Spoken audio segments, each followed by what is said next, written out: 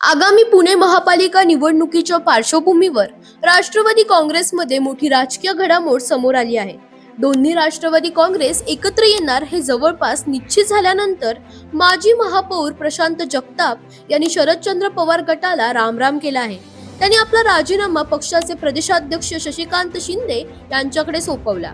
प्रशांत जगताप हे सुरुवातीपासूनच दोन्ही राष्ट्रवादी एकत्र येण्याच्या भूमिकेच्या विरोधात होते. आघाडी झाली तर राजकारणातून दूर जाण्याचा इशाराही त्यांनी यापूर्वी दिला होता.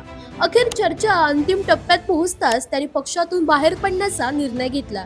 राजीनाम्यापूर्वी 2 दिवस मुंबईत सुप्रिया सुळे यांच्याशी सुमारे 6 तास चर्चा झाली, मात्र त्यानंतरही निर्णय बदलला नाही.